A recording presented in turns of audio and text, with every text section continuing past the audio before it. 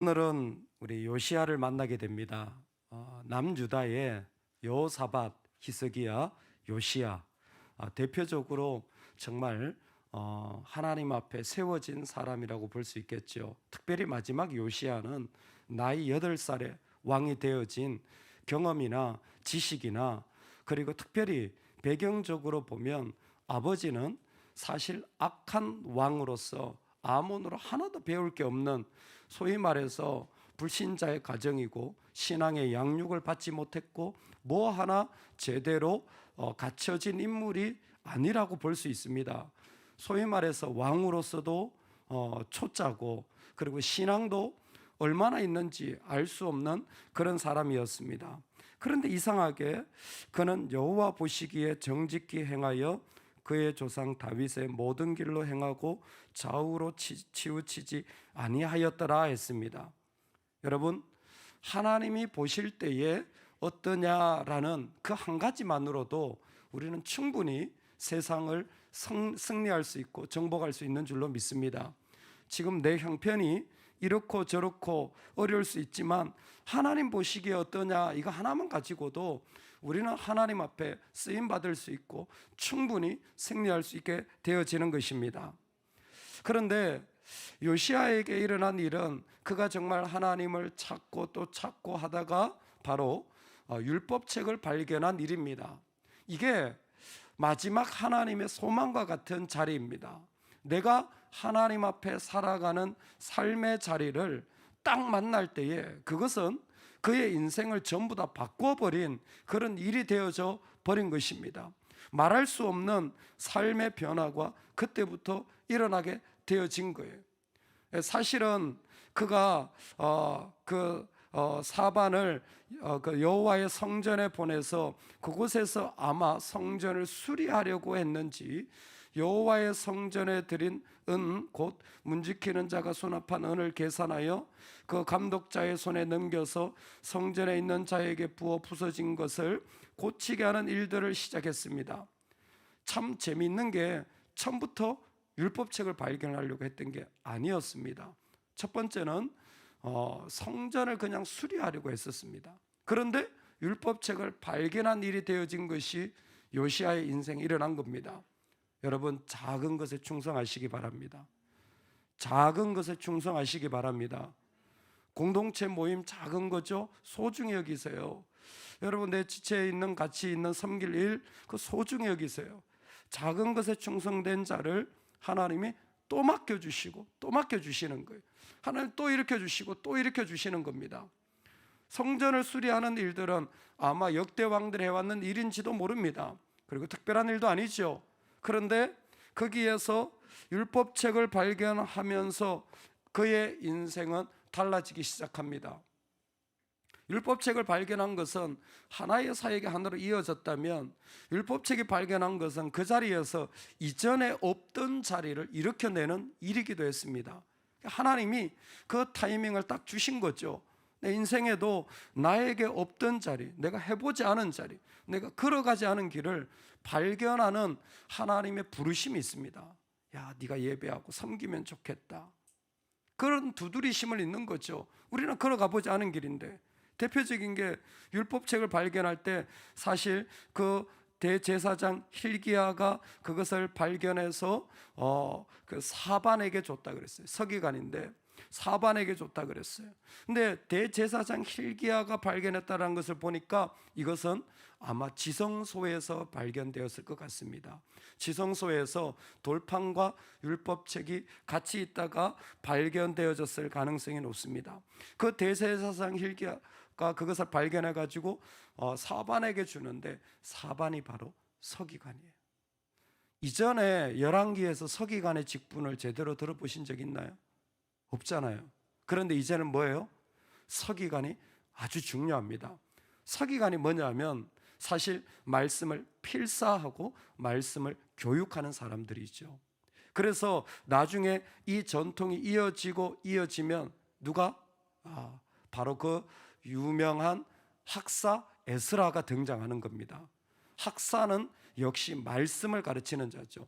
학사 에스라가 등장하면서 어떤 시대를 열어요? 로고스의 시대를 준비하는 겁니다. 이제는 율법의 시대가 아니라 말씀이 가르쳐지는 시대를 준비했고, 그리스도가 오실 때 그 안에 로고스로 오신 주님이 쉽게 받아들여진 거예요. 오늘 서기관이 등장하는 것은 그와 같은 놀라운 일들이 일어난 겁니다. 하나님이 우리를 부르실 때에 어떤 때에는요, 내가 한 번도 해보지 않은, 교회도 마찬가지고 가정도 마찬가지고 서기관과 같은 직분을 맡기시는 거예요. 야, 네가 이런 걸 한번, 아니 내가 뭐 그거하고 무슨 상관이 있습니까? 우리가 왜 그런 걸 해야 됩니까? 여러분 그러지 마시고, 아, 이게 하나님의 또 다른 부르심의 자리구나, 하나님이 나를 또 다른 모양으로 세우시는구나, 서기관의 그 역할이 세워지게 됩니다. 세 번째로는 이 율법책이 발견되어짐으로 말미암아 일어난 일이 무엇이냐 하면 바로 개인적인 결단이에요. 이 요시야가 율법책을 발견하고 나서 한 일은 무엇이냐면, 왕이 율법책의 말을 듣자 곧 그의 옷을 찢으니라 그랬어요. 옷을 찢는 것은 회개의 표시죠. 그런데 이 율법책이 사실은 오랜 동안 사라져 있었습니다. 그래서 발견이라고 하겠죠. 언제? 요수아가 바로 정복 전쟁을 하고 에발산과 그리심산에 올라가서 뭐예요? 거기에서 율법책을 낭독한 게 이스라엘은 아마 마지막일 겁니다. 그리고 그 사사 시대에, 열왕 시대 없어요. 다만 살짝 다윗이 솔로몬에게 부탁할 때 너는 율법책에, 모세의 율법책에 기록한 대로 그 길을 행하라 라는 정도만 나와요. 그리고는 율법책의 존재가 없어졌습니다. 이 율법책이 뭐겠습니까? 토라, 모세 오경이겠죠. 창세기, 출애굽기, 레위기, 민수기, 신명기. 모세가 하나님의 감동 가운데 그 말씀을 그대로 기록한 바로 그 메시지일 겁니다. 이것이 그동안 없다가 요시야 때에 딱 발견이 된 거예요. 누구도, 어떤 사람도 이와 같은 영적인 경험을 하게 됩니다. 그게 뭐냐면 영적인 매듭을 짓는 거예요. 이게 지혜입니다. 율법책은 영적인 매듭을 딱 지어야 돼요. 여러분, 우리가 신앙생활 할 때 있잖아요. 어떤 자리에서 하나님이 나한테 은혜를 주시고 감동을 주시면요, 매듭을 딱 지으셔야 됩니다. 아, 이건 내가 헌신해야지, 이건 내가 하나님 앞에 이렇게 살아야지, 이건 내가 하나님 앞에 결단해야지, 아니면 이것은 나한테 중요한 일이지. 영적인 매듭을 지으셔야 돼요. 영적인 매듭을 짓는 것은 우리 삶에 너무너무 중요한 거예요. 어렵게 생각하실 필요 없어요. 우리 자녀들이 성경학교나 또 수련회를 하잖아요. 영적인 매듭을 짓는 일이에요. 평소에 예배 생활 하지만 뭐예요? 그때 내가 하나님 앞에 다시 한번 서야지. 우리가 지금 특세를 하는 것도 뭐예요? 사실 영적을 매듭을 짓고 나가자는 거예요. 내 마음을 하나님 앞에 세우자라는 겁니다. 근데 개인적으로 옷을 찢는다라는 것은 어떻게 보면 그 삶의 자리에서 다른 모든 것 내려놓고 내가 하나님 앞에 엎드리리라라는 자신만의 그 시간을 가지게 된 거예요. 언제? 율법의 책을 발견할 때입니다. 하나님이 지금도 역사하셔서 우리 삶에 율법책을 발견하는 것 같은 역사의 자리를 허락하시는 줄로 믿습니다. 여러분, 그때는요, 우리의 삶의 작은 것에서 또 다른 자리로 옮겨가시는 것을 믿으시면 좋겠습니다.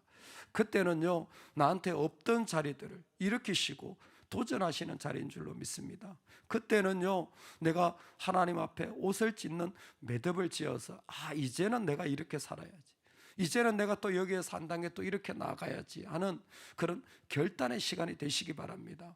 참 귀한 시간이에요. 그런데 제가 한 가지 질문하고 싶은 것은, 율법책을 발견한 거예요. 우리는 야, 박수치고 좋겠다 그러지만 율법책을 읽었을 때 이스라엘 백성은 정말 박수칠 상황이었을까요? 그 율법책에 비춰서 지금의 이스라엘을, 남유다를 보자면 정말 이들이 박수칠 상황이었을까요? 아닐 겁니다. 율법책을 읽고 난 뒤에 요시아가 한 일은 그 말씀을 따라서 이제 이스라엘 땅 전부를 뒤집어 엎는 일이에요. 그게 무엇이냐면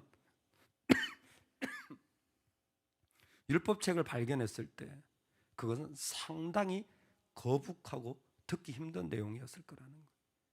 이 율법책에 비교해서 지금 나의 모습을 대조하자면 상당히 개인적으로 힘들었을 거예요. 아마 정말 그것을 듣기 힘들 정도로 견디기 어려웠을 내용들이 율법책에 가득했을 겁니다. 왜? 나는 지금 반대로 살아가고 있거든. 이스라엘은 오랜 동안 그 율법책과 떠난 모습으로 살았거든요. 그러니까 한 줄 한 줄 읽을 때마다 아마 요시아부터 시작해가지고 옷을 찢을 수밖에 없었던 것은 견디기 어려운 마음에 힘든 고통과 아픔이 있었을 거예요. 여러분, 신앙에 이런 영적인 긴장감과 싸움이 늘 있습니다. 내 안에 내 죄악과 악함이 드러나는 자리에서 우리는 이와 같은 어려움을 경험하게 되어집니다. 이게 율법책의 발견의 저는 핵심이라고 생각합니다. 뭐가요? 내 안에 있는 죄성이 뿌리째 드러나는 자리. 그런데 그것이 주님 앞에 엎드려질 때에, 우리 주님 앞에 엎드려질 때에 비로소 그 말씀의 능력이 그의 영혼과 삶을 사로잡아서 새롭게 하는 생명의 자리로 바꿔주시는 겁니다. 오늘 우리 인생에 율법책이 발견되어지길 소망합니다. 하나님 찾아오셔서 내 영혼을 꽝 때려가지고 내 속이 너무 거북하고 난 너무 힘들고 그것과 싸우면 난 너무 고통스러운데 그 자리가 오히려 나한테는 생명의 자리가 되었습니다. 그게 나한테는 너무 힘든 자리였지만 그게 내 영혼을 살리는 자리가 되었습니다 라는 여러분 그 은혜와 사모함이 우리에게 있기를 주의 이름으로 축원합니다. 우리 영혼에는 이와 같은 고통과 아픔의 자리를 경험하는 것 같아요. 요즘 우리나라에 이 오픈런이라는 말이 유행하더라고요. 음식점이 잘 되면 그 음식점이 문도 열기 전에 사람들이 줄을 서서 기다린대요. 뭐 저 어디 지역에는 저는 처음 들어봤는데요, 요즘 물메기가 그렇게 맛있다네요. 겨울철에. 또 그렇게 비싸대요. 그런데 사람들이 줄을 서서 먹는데요. 식당이 문도 안 열었는데 줄을 선대요. 아이 참, 그게 그렇게 좋나? 샤넬 좋아하세요? 샤넬. 요즘 샤넬 앞에 문도 열기 전에 사람들이 아침 7시에 줄 선대요. 가게 문은 10시에 여는데. 야, 샤넬 대단하더만요. 작년 한 해만 가격이 36% 올랐답니다. 물가 상승률 최고예요. 그렇게 올랐으면 아마 우리나라 뒤집어졌을 거예요. 물론 집값도 좀 올랐으니까 모르겠지만. 근데도 뭐예요? 또 오른다니까 또 선다는 거예요. 3시간을. 제가 그 기사를 읽고 든 생각이 이거예요. 할렐루야, 예배를 위해서 3시간씩 기다릴지다. 할렐루야, 예배를 위해서 3시간씩 기다려야지. 예배 아침 6시인데 3시간 전에 몇 시에 나와야 되는 거예요 도대체? 내가 하나님 앞에 나가서 저분들 중에 크리스찬들이 분명히 있을 텐데 뭐 들고 다니는 게 죄는 아니잖아요. 그분들이 또 열심히 섬길 거니까. 근데 하나님을 향해서는 어떨까? 저는 그게 궁금한 거예요. 하나님을 향해서는 어떨까? 하나님을 향해서는 식당 앞에 줄을 서서, 하나님을 향해서는 좋은 것 앞에 줄을 서서 나가는 그 마음보다 더 사모하는 마음으로 나갈까? 예, 율법책을 발견한 자들은 그렇게 나가는 거예요. 내 안에 하나님의 자리를 분명하게 세운 사람들은 그 자리에 어떤 일이 있더라도, 어떤 어려움이 있더라도 그거 먼저 해야 되는 거예요. 그거 먼저 그 자리에 서서 달려가야 되는 겁니다. 저는 요시아가 지금 그러고 있다고 생각해요. 얼마나 이 나라에 자기 안에 부족함이 많고 그 나라에 갈등이 있으며 북으로부터 온 그 아수르의 그 힘든 일들이 많았으며 내부적으로 얼마나 많은 정적들이 있었겠으며 스스로도 얼마나 그 부족한 경험 없는 모습으로 실패의 연속이었겠습니까? 근데 뭐예요? 그 모든 것을 다 뒤로 하고 내가 달려가야 될 자리 하나님 앞에 있었던 겁니다. 하나님 앞에 있었던 겁니다. 할렐루야. 여러분, 하나님 앞에 달려갑시다. 은혜 받는 자리에 하나도 빼앗기지 말고 다 그 자리 누립시다. 하나님이 원하시는 곳에서 내가 마음껏 주님을 향해 살아갑시다. 우리 하나님을 향해 그렇게 달려갈 수 있는 귀한 한 해가 되기를 주의 이름으로 축원합니다. 아멘.